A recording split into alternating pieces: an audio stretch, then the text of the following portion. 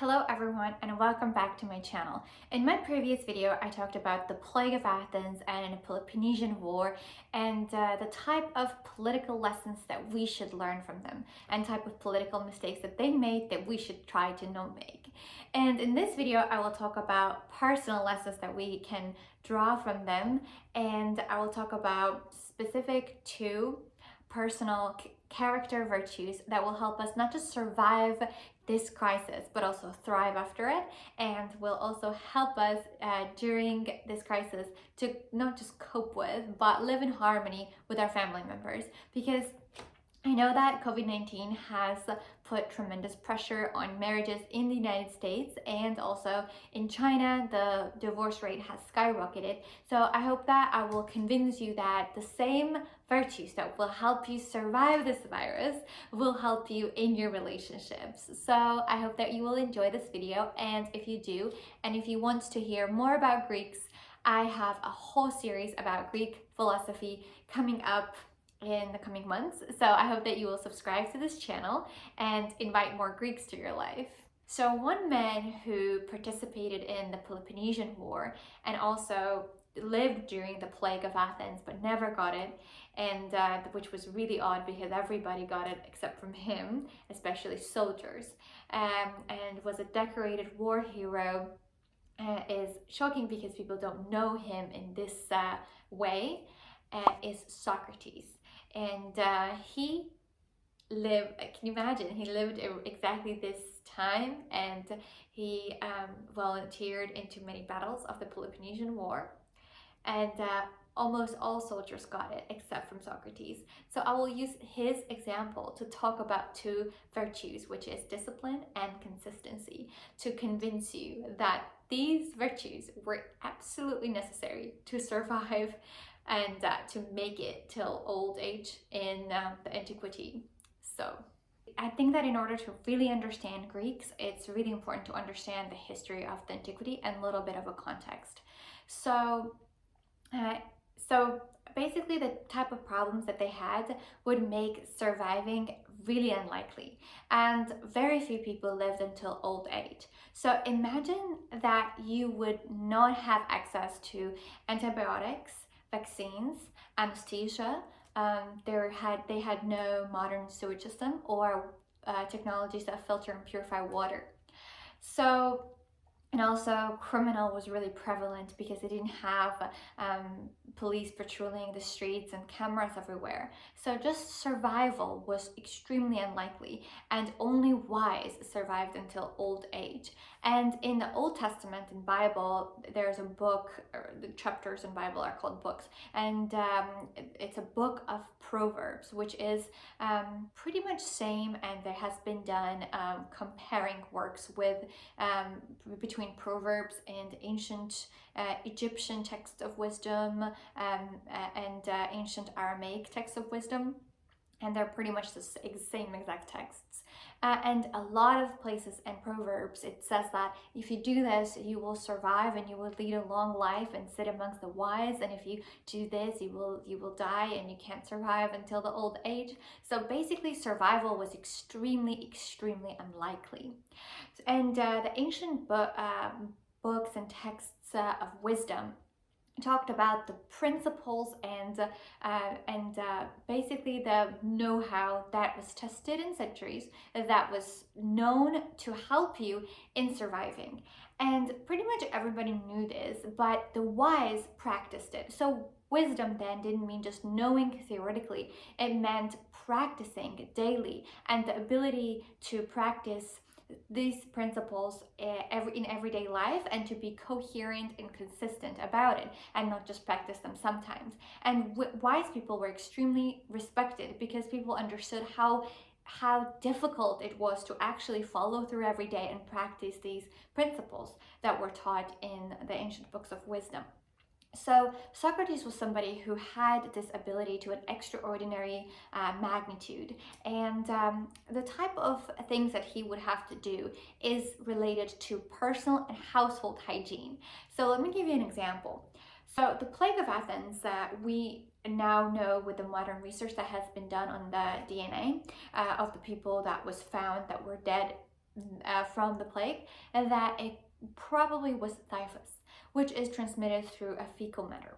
So the type of things that they would have to do to survive, and Socrates would have to do to never get the plague, was to be really clean all the time, which was a challenge because ancient Athenians had a soap, but they didn't use it in their bathing rituals. They bathed with sand and used like a lot of exfoliants, and then they covered themselves in oil. But apart from that, going to the bathroom was really difficult because they didn't have sewage system, and they didn't have toilet paper, and they didn't have bidets. So just it was extremely difficult to make sure that you would go to the bathroom really far away from your home. And Socrates was a soldier, so you can only imagine how much more difficult it is to maintain personal hygiene when you're in a war. And he did that better than anybody else because everyone got it in the army. Most soldiers got it. In fact, they were the ones who brought the plague in Athens, and Socrates never got it. So he was extremely persistent and really diligent about following through on his daily personal hygiene routines. And another thing was household hygiene. So people then had households that didn't have running water, and they didn't have floor, so they had dirt, and they had to basically dust the dirt every day and dust everything every day because they had to have the windows open because they didn't have the air conditioning. So they had to clean everything every single day, and they had to make sure that they had no garbage at home. But people produce garbage every day, and they had to take it somewhere really far and dig a deep hole with a shovel. And if you have ever tried to dig a hole with a shovel, it is really difficult, and it requires a lot of muscle power and manpower to do that. So they basically had to throw away garbage multiple times a day so that they wouldn't have any type of trash at home, because that would invite insects, and insects carry diseases apart from plague of Athens. And also they could never have crumbs on the floor, because even if they had one little molecule of food on the floor, that was a whole day's dinner or food for a mouse. So that would really invite mice in your house, and mice carried all sorts of diseases that they could not fight in antiquity because they had no antibiotics. So even if they got a nasty cold or flu that would then result in pneumonia, they would die from it because they had no antibiotics.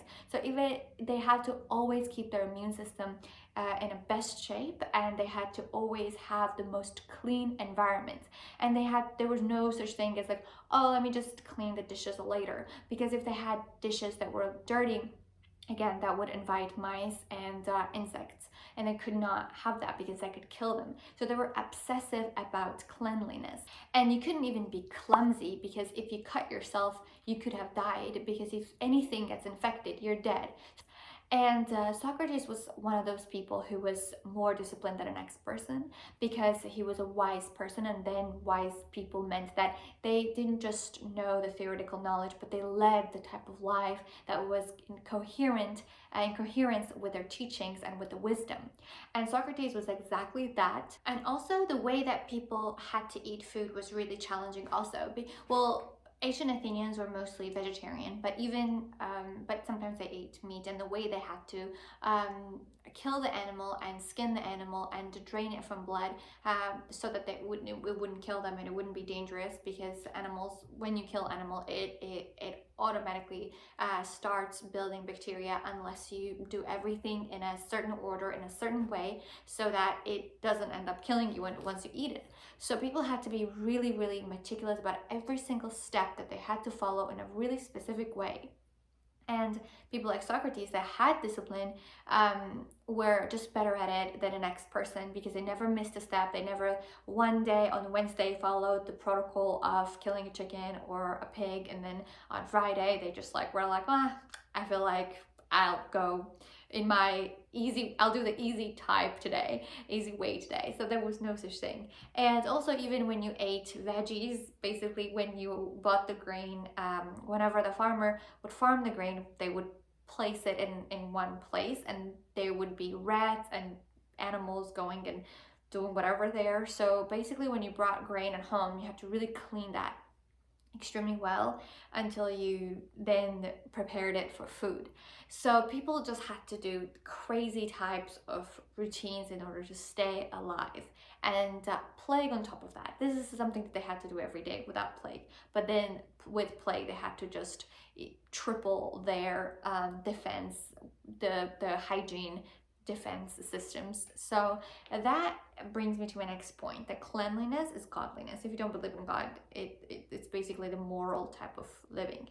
And I don't know who made that connection, but people think it's from Bible, but that sentence is not from Bible. It's just an old saying, and I think it's a really wise connection, because the types of virtues that will allow you to follow through on your daily hygiene, personal and household hygiene, and be disciplined and consistent about it, are the exact types of virtues that you need to lead a moral and godly life.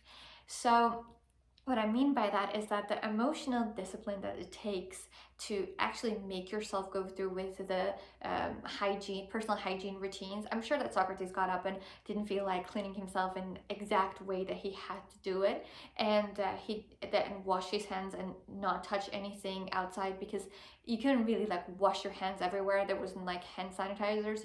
You had to basically wait until you could come home to wash it. So you couldn't really touch anything you wanted to touch and see what it felt like. So basically he had to be always present and always thinking about what he was doing. So that type of an emotional strength that you have to build up to survive is the type of emotional muscle and strength that you need to not say anything that comes to your mouth. And I think that is really linked to moral life, because most of us are not violent people. We don't touch each other, but the more advanced humans are and more smart they are, and modern humans are extremely smart and advanced and multidimensional, the better we are at verbal aggression and using words as a weapon. And I think that we all need emotional muscle to not say what we want to say sometimes, and to manage our inner state. And if we fail to manage our inner states, then never let our inner state that's maybe not very positive to make its way in a real life and through words. So I think that if you practice if you follow through on your daily habits regarding like wearing a mask, wearing gloves, never touching your face, never or washing your hands in a certain way that they teach us on the videos now, and do it often, and also follow through on your wellness habits, which I will talk about in my next video. What Plato and Socrates thought about working out, and the type of things that will keep you healthy. If you follow through on that, I think that will build up your discipline muscle, and it will make you more consistent. And those are building blocks for being a morally upright person, because those you will need to make sure that you don't do anything that is not in coherence with your beliefs. And if you believe that you should never say a rash word, those will be the types of muscles that will actually help you execute on that belief and lead your life according to that belief. And I will leave you with this last quote that is directly from Bible, Old Testament, Book of Proverbs, that says, those who guard their lips preserve their lives, and those who speak rashly come to ruin. So that's something to ponder about, and I hope that you enjoyed this video, and don't forget to subscribe to my channel, and come see me not next week, but in a few days, where I will tell you everything that you need to know about fitness and workout in ancient Athens and according to ancient philosophers. So bye.